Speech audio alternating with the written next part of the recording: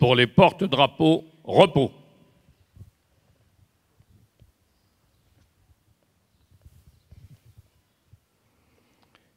Témoignage du lieutenant-colonel Lambert et du commandant Goyot, réservistes opérationnels.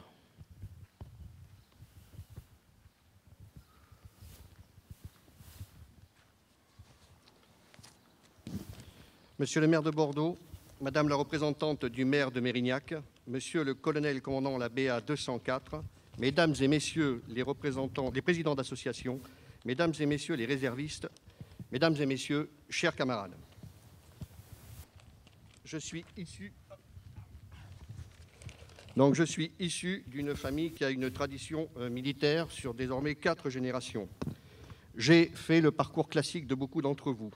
Mise en jambe par une préparation militaire parachutiste, puis signature d'un contrat de volontaire service long outre-mer de 24 mois pour servir dans les forces prépositionnées en Afrique et plus précisément au sein de l'escadron blindé du 43e BIMA en République de Côte d'Ivoire. J'officie au début comme simple grenadier voltigeur de pointe et je termine mon séjour en tant que chef d'escouade de Jeep. De retour en métropole, une rencontre de hasard m'oriente vers l'encadrement d'une préparation militaire terre. Et de là, par cooptation, cela découle sur une affectation au 70e régiment d'infanterie de marine, dérivé du régiment de marche du Tchad, basé à ce moment-là à Montlhéry. Dans le cadre, nous étions à l'intérieur de la 102e brigade de zone qui, pour l'anecdote, a défilé sur les Champs-Élysées le 14 juillet 92. En parallèle à cette activité, je participe à celle du Centre d'entraînement et de perfectionnement des réserves 94. Celui-ci dispense des cours du soir tous les jeudis de 8h à minuit pour la théorie et un week-end par mois pour la mise en pratique. Le but étant de se préparer à ce moment-là pour ce qu'on appelait les grandes messes des réserves, à savoir les rallyes nationaux. Ma carrière civile m'entraîne de nouveau outre-mer, cette fois-ci dans l'océan Indien et pour une quinzaine d'années. Je sers essentiellement au sein du 2e RPIMA. Et comme l'encadrement disponible est succinct, je mène de front mon emploi de chef de section avec une fonction de sous-officier administratif et même parfois de chancelier. Adjudant-chef, je suis promu officier rang. Histoire de bien m'installer dans ma nouvelle condition, je passe les ORSEM dans la foulée, promotion 2005. De retour définitif en métropole, je fais un passage par l'état-major de force numéro 4 à Limoges, dans la branche logistique. Inutile de dire que quand on sort d'une unité de combat, c'est un grand pas dans l'inconnu. La dissolution de l'EMF, je l'anticipe et je demande donc une réaffectation au 1er régiment d'infanterie de marine basé à Angoulême. J'y officie en tant qu'officier traitant au départ, puis officier adjoint réserve. Je suis désormais en poste au sein de l'état-major tactique de réserve de la 9e brigade d'infanterie de marine à Poitiers. La conciliation des vies familiales, professionnelles et militaires. Au niveau de mon épouse, j'inscris dès le départ mon statut de réserviste dans les conditions sine qua non d'une relation durable. Elle accepte sans hésiter et tient parole. Ça nous fait 27 ans que ça dure. C'est peut-être pas encore acquis, mais c'est en bonne voie. Pour mes enfants, depuis le début, le pli est pris. Papa s'absente pour des activités militaires, on est normal. Côté vie professionnelle, là, c'est un petit peu plus rock'n'roll, pardonnez-moi l'expression. Ayant travaillé dans des postes où il n'y a pas de possibilité de me faire remplacer, il faut reconnaître que cela peut être une source de stress dans la mesure où il faut tout préparer en amont afin d'éviter les surprises et rattraper le retard des problématiques accumulées à chaque retour de convocation.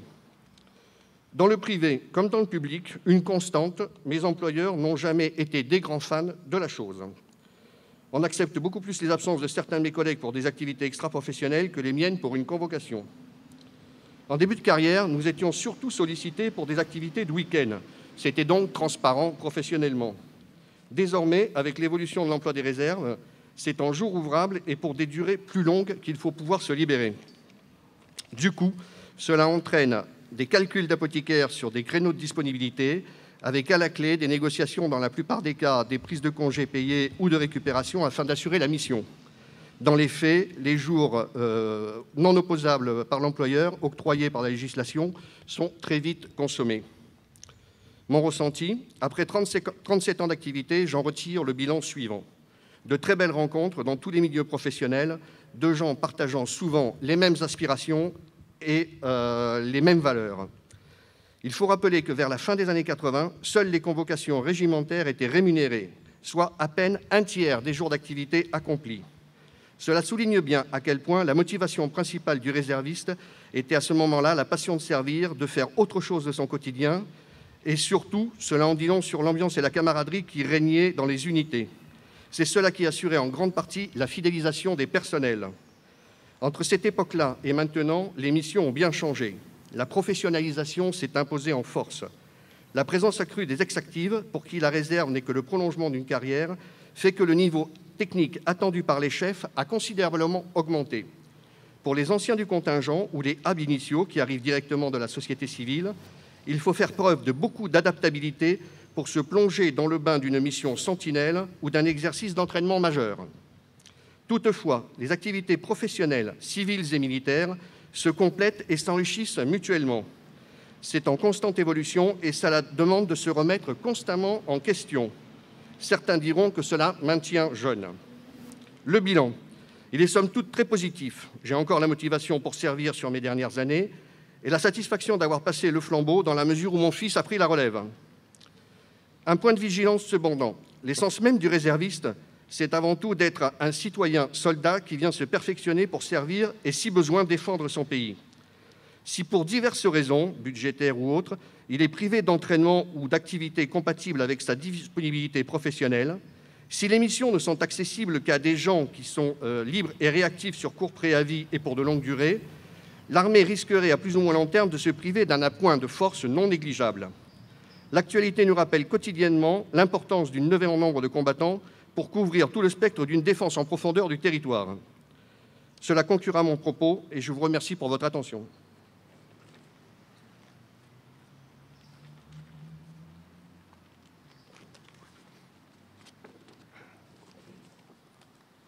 Mon colonel, monsieur le maire, mesdames et messieurs, en vos fonctions, grades et qualités, bonjour à tous. Je suis le lieutenant-colonel Thomas Lambert, réserviste opérationnel depuis le 1er décembre 1995, et avec mon service militaire, je totalise 28 années de service à la défense de mon pays. Dans le civil, je suis chef du service voirie, réseau et éclairage public d'une ville de la métropole bordelaise. J'ai 50 ans, je suis marié, père de 3 enfants, et nous habitons à Artigues, près Bordeaux. Je dis souvent que je suis fonctionnaire à temps plein, mais avec 2 employeurs. La mairie pour 35 heures seulement, et tout le reste pour l'armée. Tout a commencé par mes préparations militaires, puis j'ai été appelé du contingent en 1995. D'abord à l'école des officiers de réserve, puis aspirant, chef de la section d'instruction du 57e régiment d'infanterie à Bordeaux. Détaché au CIPM 33, le centre d'instruction de préparation militaire, et breveté parachutiste, j'ai été instructeur de toutes les PMT, PMS et PMP. J'y ai donc rencontré tous les cadres de réserve qui m'ont convaincu de venir les rejoindre dans le régiment de réserve de Bordeaux, le 144e régiment d'infanterie. À cet instant, je ne me doutais pas du tout que la porte qui s'ouvrait devant moi allait m'offrir un tel parcours de réserve qui me comble encore de joie et de fierté chaque jour. J'ai eu l'honneur de servir ce prestigieux régiment de Bordeaux comme chef de section. Mais ce plaisir a été de courte durée, car le 144, comme tous les régiments de réserve, a été dissous. Le 7 novembre 1998, au camp de Souges, j'étais le dernier lieutenant porte-drapeau de ce régiment. Quel honneur pour moi de se voir en photo dans le journal Sud-Ouest, mais avec un pincement au cœur.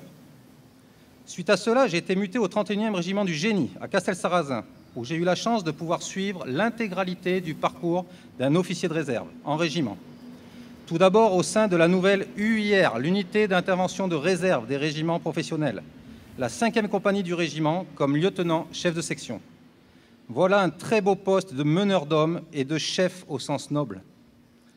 Officier adjoint de la 5e compagnie en 2001, nous avons effectué nos premiers renforts de l'active pour l'instruction et les missions de garde, bien sûr.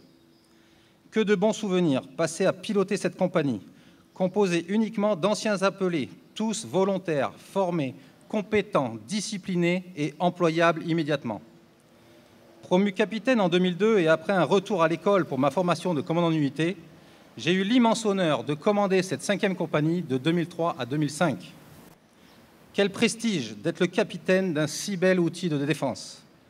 Pour moi, c'est vraiment le meilleur poste d'officier de réserve, où l'art de commander prend toute sa dimension. Ce fut mes 2 plus belles années de réserve, mais également les 2 plus compliquées, au vu de la très grande demande de disponibilité, peu compatible avec mon travail civil. Ensuite, j'ai poursuivi mon parcours sur différents postes, comme officier traitant au BOI, le Bureau Opération Instruction du Régiment. J'étais très grand parmi les petits, et je suis devenu très petit parmi les grands. Au passage, c'est à cette période que sont arrivés les anciens militaires d'active qui ont signé un contrat réserve comme CIR, complément individuel de réserve. Quelques-uns n'ont pas compris qu'ils ont signé un contrat pour servir et non pas pour se servir. Ensuite, je suis retourné à l'école militaire pour mon certificat d'état-major, puis mon diplôme ORSEM, officier de réserve spécialiste état-major, en 2008. Le Graal des officiers de réserve qui ouvre la porte du parcours d'officier supérieur. J'ai ainsi continué à apporter du renfort à l'état-major du régiment. Promu chef de bataillon en 2009, puis lieutenant-colonel en 2016, pendant toutes ces années, j'ai pris part à un très grand nombre d'exercices, au niveau régiment, brigade et division, et surtout les plus importants et emblématiques exercices nationaux et internationaux, Guibert, Finistère-Ex 2013 et Rochambeau 2014. C'est ainsi que je me suis perfectionné sur les différents postes du centre opérationnel. Suite à quoi je suis parti en Guyane pour une MCD, mission de courte durée de 4 mois, comme officier logistique du 9e RIMA à Cayenne. Quel honneur et quelle expérience pour un officier de réserve d'être projeté et affecté sur un poste d'active. C'est une reconnaissance et une grande marque de confiance. Je peux vous assurer que j'ai ressenti une immense fierté en regagnant mon foyer. Nommé officier adjoint réserve du régiment en 2015, j'étais le conseiller réserve du chef de corps, responsable du recrutement, de la formation, de l'emploi et du budget de plus de 200 réservistes. En 2021, arrivé au terme du parcours d'officier de réserve en régiment, j'ai obtenu ma mutation actuelle à l'état-major de la zone de défense de Bordeaux.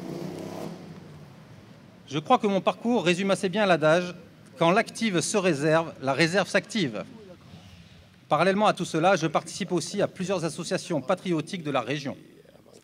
Je tiens donc à remercier tous mes chefs successifs qui ont cru en moi et qui m'ont fait confiance, ainsi que les différentes amicales et associations comme l'UNOR, l'ANORI et la Réunion des ORSEM, qui sont les garants du respect des officiers de réserve, de la qualité de leur formation et de leur emploi.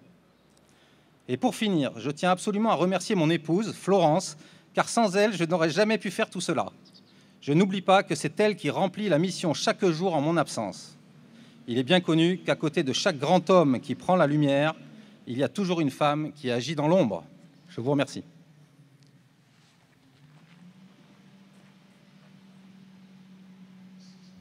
Discours du lieutenant-colonel honoraire Gérard Jougla, président de l'Association des officiers et cadres de réserve de Bordeaux-Gironde.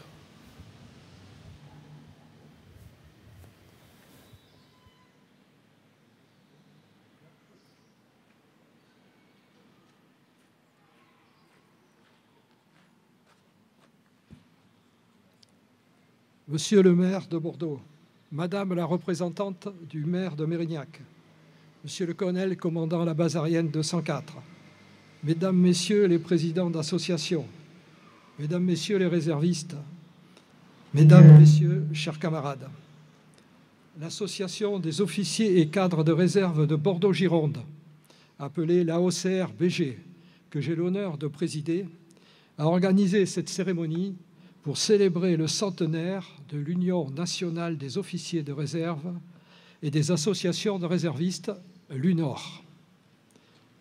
Comme vous l'avez constaté et entendu, après la cérémonie des couleurs, cette manifestation a, exceptionnellement, débuté par un témoignage de réservistes opérationnels. Par ces témoignages, c'est un hommage à l'ensemble des réservistes que l'on a voulu rendre en cette année anniversaire de l'Union. Être réserviste opérationnel, c'est arriver à concilier, certes parfois avec des difficultés et des sacrifices, la vie familiale, la vie professionnelle et les activités de réservistes. Pour leur engagement, leur dévouement et pour les valeurs qu'ils portent au service de la France, ils ont droit au respect et à la reconnaissance de tous. Alors l'UNOR, 100 ans cette année. C'est sous l'impulsion de M. Raymond Poincaré, ancien président de la République et capitaines de réserve, que les diverses associations d'officiers de complément, c'était l'appellation à l'époque des réservistes, des officiers de complément,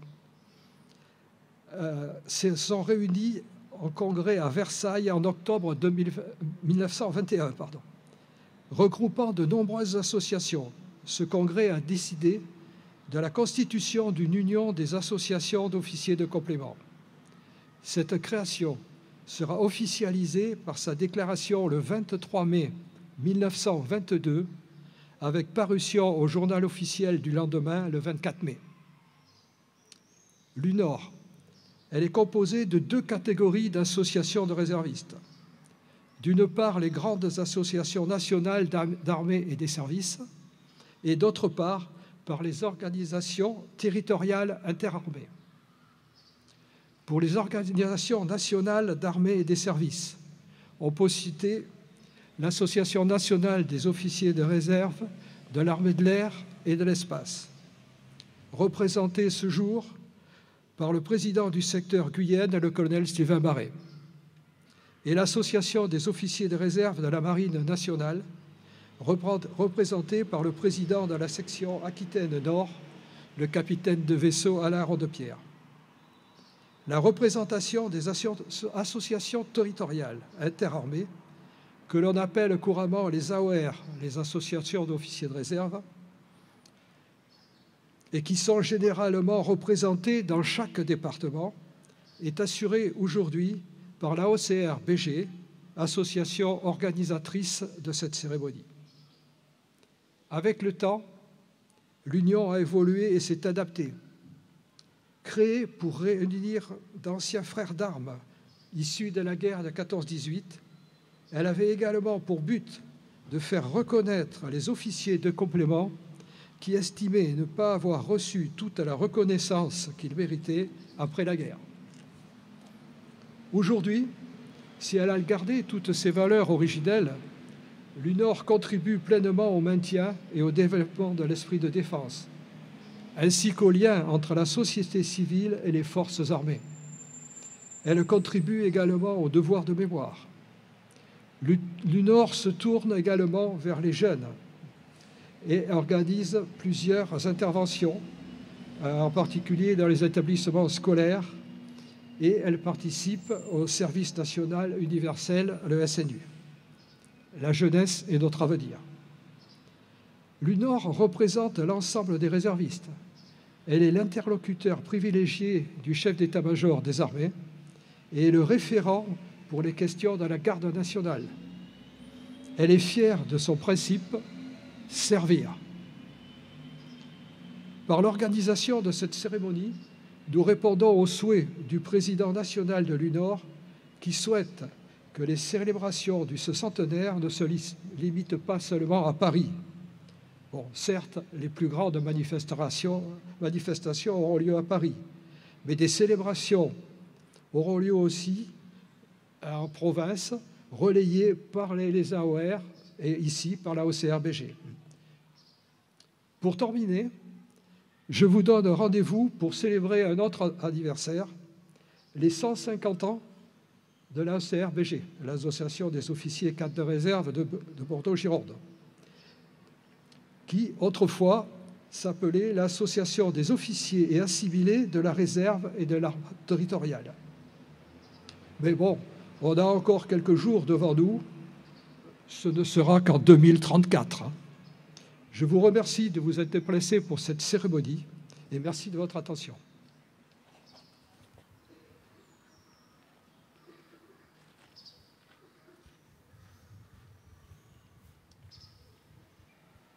Intervention du lieutenant-colonel honoraire Robert Fouillot, président régional de l'UNOR, représentant le président national.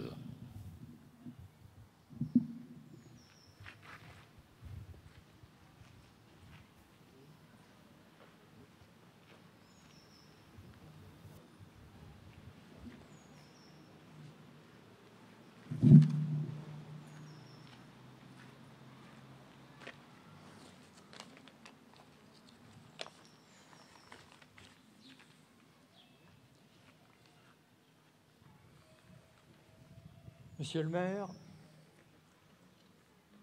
monsieur le commandant de la BA 204, messieurs les officiers, messieurs les présidents, mesdames, messieurs, chers camarades,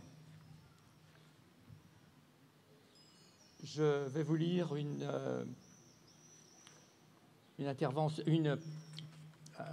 un mot du lieutenant-colonel Ribateau, qui est le président de l'UNOR. Toujours prêt à servir. Je suis particulièrement honoré de vous présenter l'ouvrage du centenaire de l'Union nationale des officiers de réserve, UNOR, qui, depuis la date de sa création officielle en mai 1922, n'a cessé de défendre sans complexe notre territoire au prix parfois du sacrifice suprême. Des officiers de complément, dénomination utilisée à la création de l'UNOR, aux officiers de réserve, les générations de soldats ont pris part aux grandes batailles qui ont construit la France et son identité. C'est cet esprit d'engagement et notre engouement à servir qui motive chacun d'entre nous. Un siècle plus tard, nous avons toujours à cœur, comme nos aînés, de continuer dans la paix l'œuvre qu'ils ont accomplie pendant la guerre. Apporter à la défense nationale une collaboration effective et permanente. Oui, le poids de l'histoire ainsi que celui de la tradition nous oblige. Comme nos prédécesseurs, nous avons toujours à cœur de mettre en avant nos valeurs, en étant les témoins vivants d'une famille soudée, celle de la défense. À leur image, nous poursuivons l'œuvre engagée pour cultiver notre esprit d'engagement, qui promeut notamment la solidarité et l'amour de la France. L'UNOR n'aurait pas vu le jour sans la volonté de plusieurs hommes, en particulier du président de la République, Raymond Poincaré, qui était capitaine de réserve dans un bataillon de chasseurs à pied. Les paroles qu'il a prononcées lors du congrès constitutif de Versailles en octobre 1921. Ah, vous m'entendez pas? Vous m'entendez mieux là? Ok, désolé. Les paroles qu'il a prononcées, alors il s'agissait, pour ceux qui n'ont pas entendu, de Raymond Poincaré, lors du congrès constitutif à Versailles de l'UNOR en octobre 21, prennent une dimension particulière. 100 ans plus tard, nous n'avons aucun idéal chauvin. Il n'en est pas un qui ne souhaite le maintien de la paix. Mais il n'admettrait pas que cette paix tourne facilement à la confusion des vainqueurs.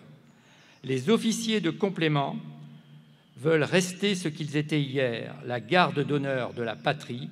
Seule l'union permanente entre l'armée d'active et celle de complément peut former et tenir en haleine des réserves solides pour le jour où nous aurions à lutter de nouveau contre la folie d'un État impérialiste.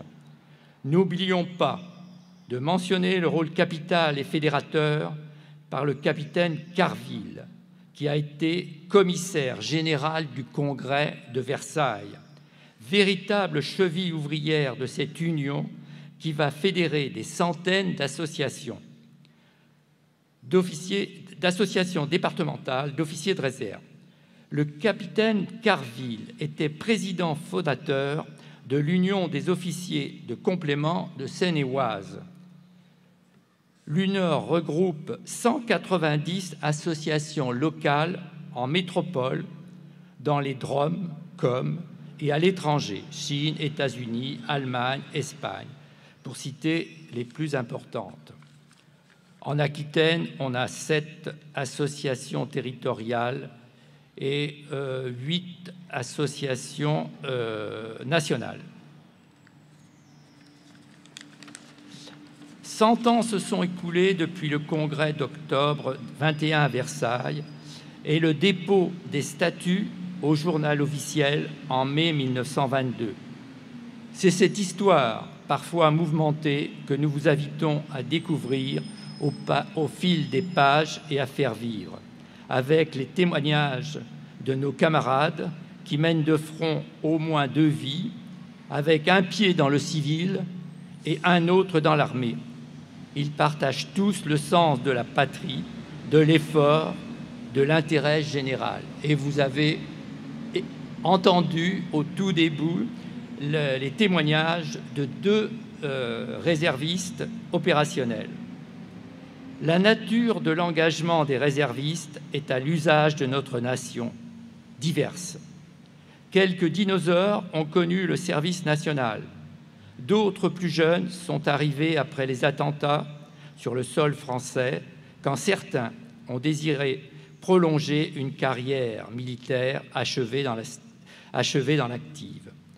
Tous ont à cœur de servir la France pour assurer sa sécurité intérieure et extérieure, de protéger nos concitoyens. Toujours prêts et toujours volontaires, ces 40 000 hommes et femmes constituent un renfort de poids pour leurs 200 000 collègues de l'armée d'active. La nature interarmée de l'UNOR regroupe aujourd'hui 20 000 réservistes opérationnels citoyens et honoraires, hommes et femmes, historiquement officiers, mais aujourd'hui de tout grade, rassemblant nos associations territoriales. L'Union se nourrit de la volonté de servir auprès de nos camarades d'active et en partenariat privilégié avec les institutions et instances militaires représentatives. Elle a aussi pour vocation d'entraider, d'informer et d'être solidaire de la grande famille des réservistes opérationnels, citoyens et honoraires, en tout temps et en tout lieu. Dans sa vision stratégique, publiée en octobre 2021, le chef d'état-major des armées a insisté sur le rôle éminent que la réserve opérationnelle joue au quotidien et sur le rôle futur qu'elle tiendra aux côtés et dans nos armées. Elle a vocation à prendre une place croissante dans le contrat opérationnel des armées.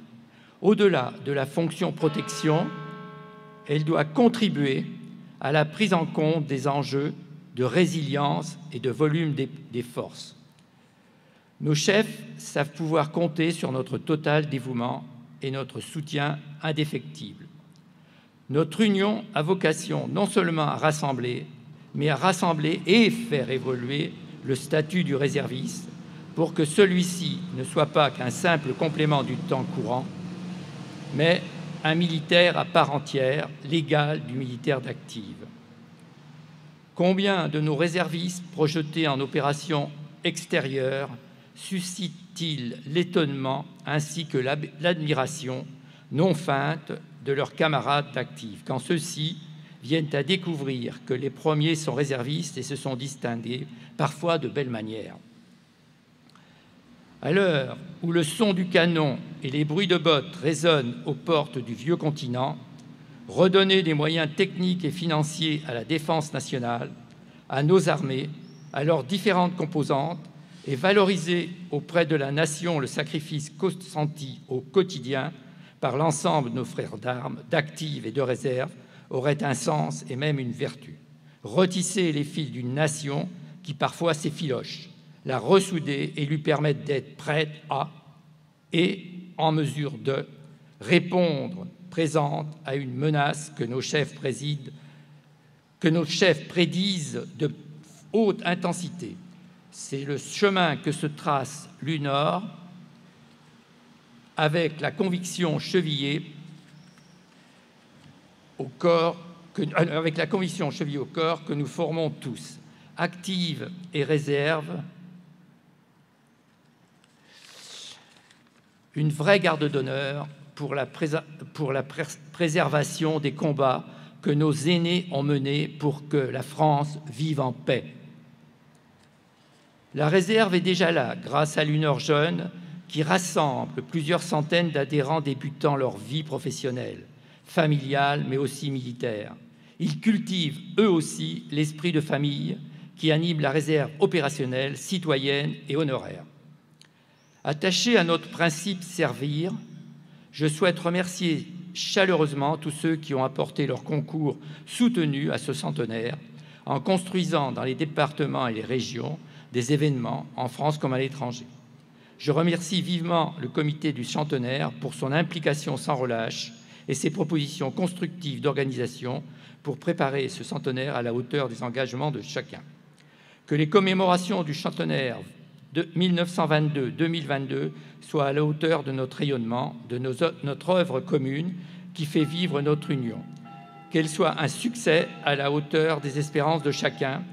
Aujourd'hui, l'histoire de l'UNOR se poursuit avec la joie et la fierté de servir. C'est un nouveau siècle d'engagement qui s'écrit.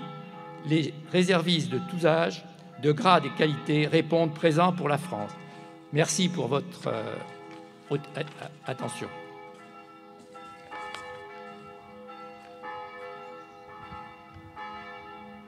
Discours de Monsieur Pierre Urmic, maire de Bordeaux.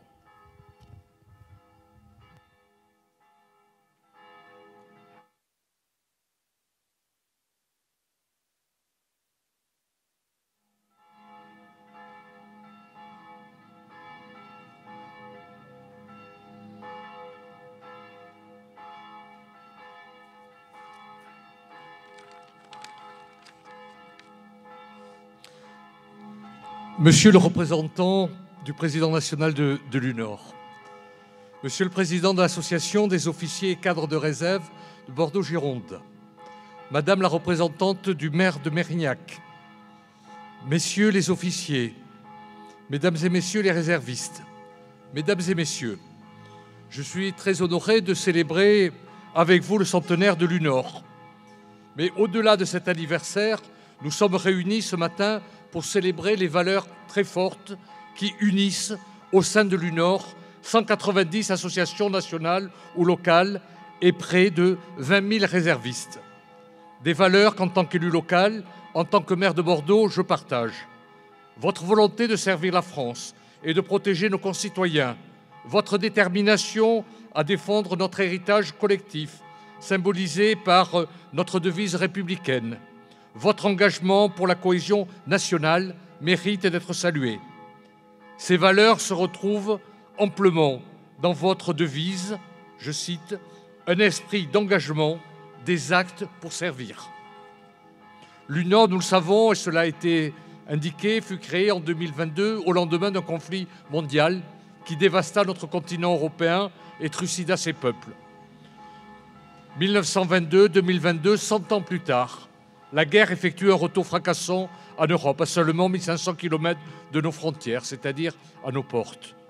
L'accueil des réfugiés partout en France, la mort d'un journaliste qui avait fait ses études à Bordeaux, sont autant de faits qui nous montrent l'horreur et la proximité des conflits armés. 1922, l'UNOR a eu, cela a été dit, pour premier président, le président Raymond Poincaré, un grand homme politique pour qui, pour se prémunir de la guerre, il fallait s'y préparer. Un homme qui appelait en 1914 à l'union sacrée, à la mobilisation de toutes les forces politiques et de tout un peuple face à l'arrivée des forces allemandes devant les frontières françaises. Une union sacrée qui se joue désormais à l'échelle européenne.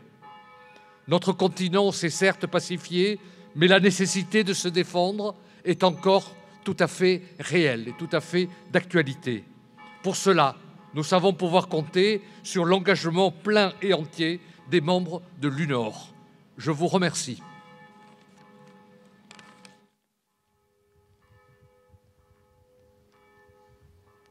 Pour les porte-drapeaux, garde à vous.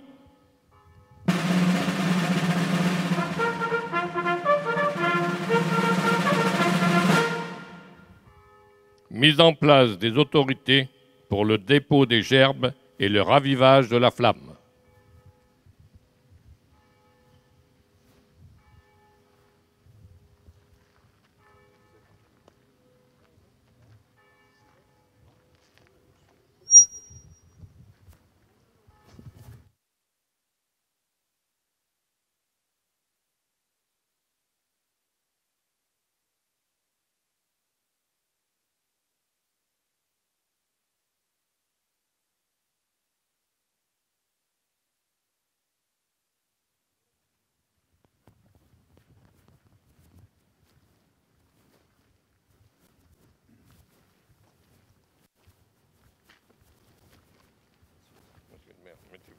descendre, s'il vous plaît. Voilà, et comme ça, de chaque côté. Mon colonel, madame.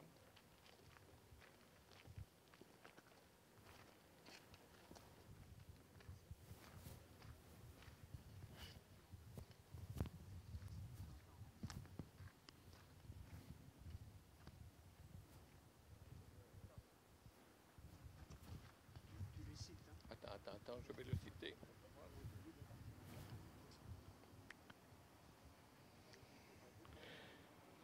Gerbe remise par le président du secteur 710 Guyenne de l'ANORA.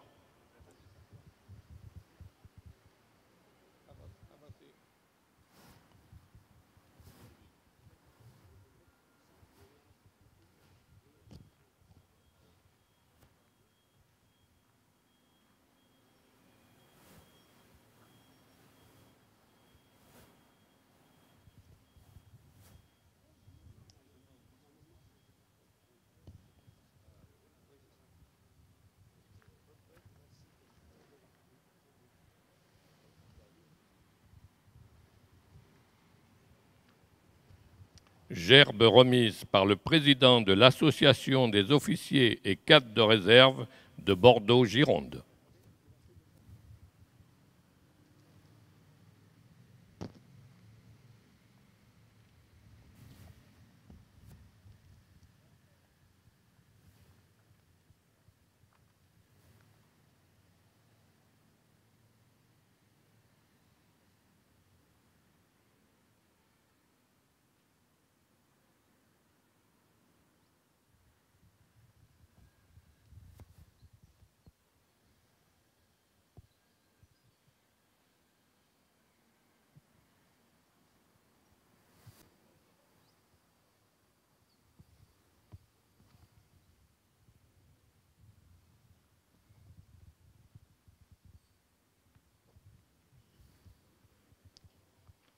Gerbe remise par le président du Conseil régional de l'UNOR, représentant du président de l'Union nationale des officiers de réserve et des associations de réservistes.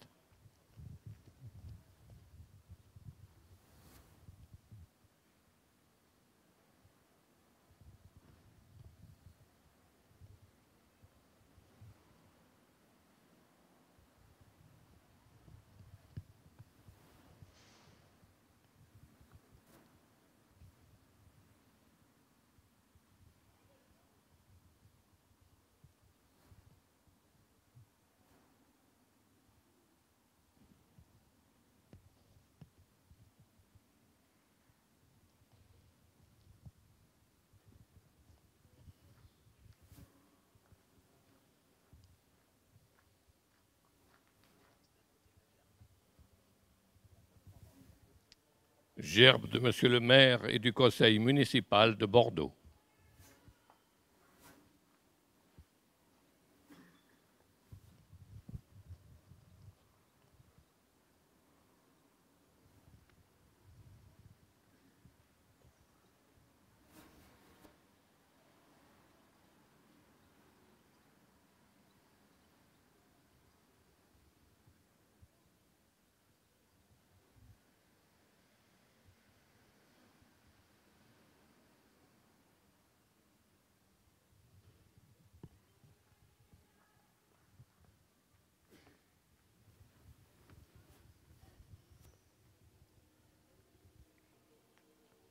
Ravivage de la flamme par Monsieur le maire et le lieutenant-colonel honoraire Jougla.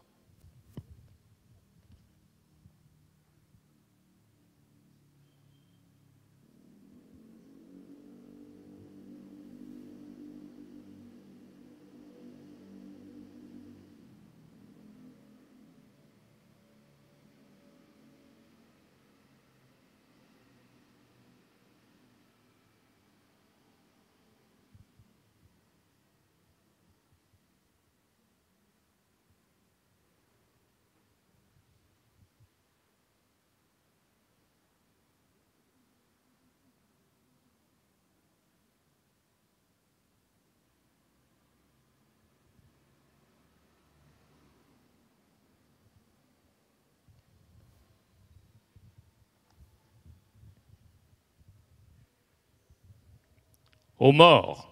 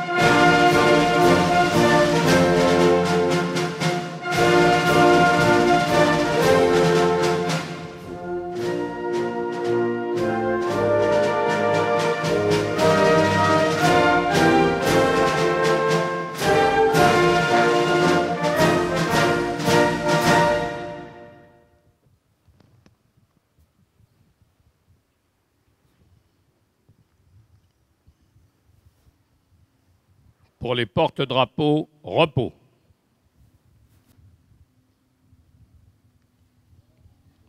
Remise de la médaille du centenaire de l'UNOR à Monsieur le maire par le lieutenant-colonel Jougla.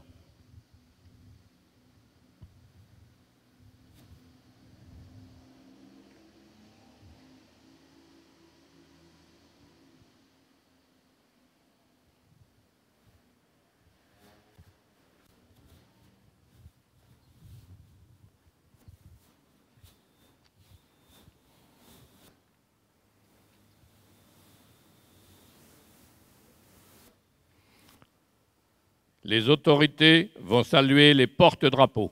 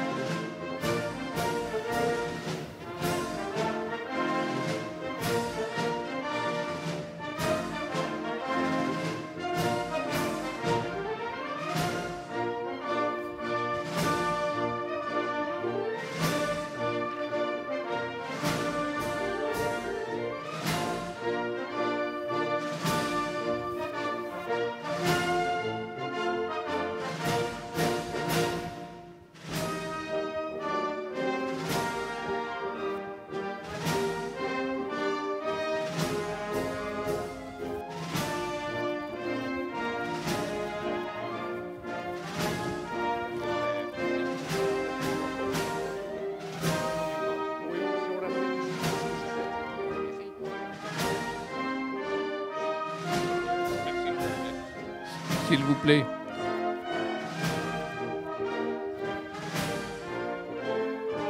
On va faire une photo de groupe. Monsieur le maire doit rejoindre ses obligations. Si vous le permettez, à côté de monsieur le maire.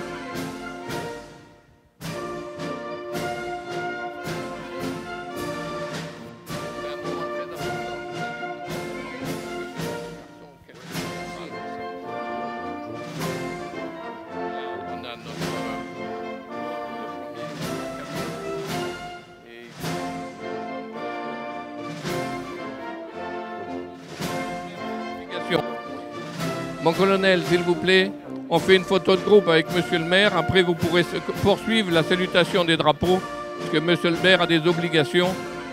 Reprenez vos places respectives.